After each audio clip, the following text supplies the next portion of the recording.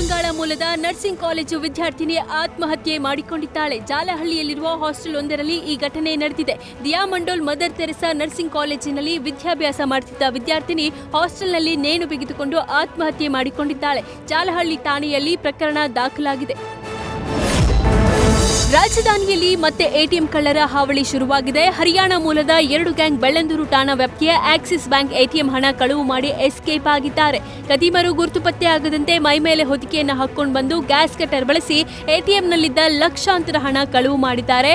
ಆದರೂ ಸಿಸಿಟಿವಿಯಲ್ಲಿ ಆರೋಪಿಗಳ ಗುರುತು ಪತ್ತೆಯಾಗಿದ್ದು ಪೊಲೀಸರು ಹುಡುಕಾಟ ನಡೆಸುತ್ತಿದ್ದಾರೆ.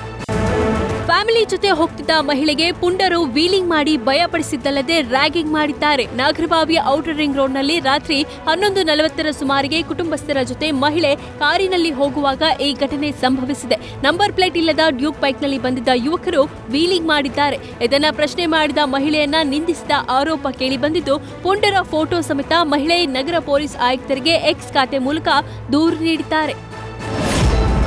ಪ್ರಭಾಸ್ ನಟನೆಯ ಕಲ್ಕಿ ಸಿನಿಮಾದಲ್ಲಿ ಉತ್ತರೆ ಪಾತ್ರದಲ್ಲಿ ನಟಿಸಿದ್ದ ಮಾಳವಿಕಾ ನಾಯರ್ ಸ್ಯಾಂಡಲ್ವುಡ್ ಪ್ರವೇಶಿಸಿದ್ದಾರೆ. ಗೋಲ್ಡನ್ ಸ್ಟಾರ್ ಗಣೇಶ್ ನಟನೆಯ ಕೃಷ್ಣಂ ಪ್ರಣಯ ಸಖಿ ಚಿತ್ರದಲ್ಲಿ ಮಾಳವಿಕಾ ನಾಯಕಿಯಾಗಿದ್ದು ಚಿತ್ರದ ಪ್ರಮೋಷನ್ಗಾಗಿ ಬೆಂಗಳೂರಿಗೆ ಬಂದಿದ್ರು. ಈಗಷ್ಟೇ ಕನ್ನಡ ಜರ್ನಿ ಆರಂಭಿಸಿರುವ ಮಾಳವಿಕಾ ಕನ್ನಡ ಭಾಷೆಯ ಕಲಿಕೆ ಜೊತೆ ಹೆಚ್ಚು ಕನ್ನಡ ಸಿನಿಮಾ ಮಾಡುವ ಬಯಕೆ ವ್ಯಕ್ತಪಡಿಸಿದ್ದಾರೆ. ನ್ಯೂಸ್ ಫಸ್ಟ್ ನಿರ್ಭೀತಿಯಿಂದ ನಿಮ್ಮ ಪರವಾಗಿ.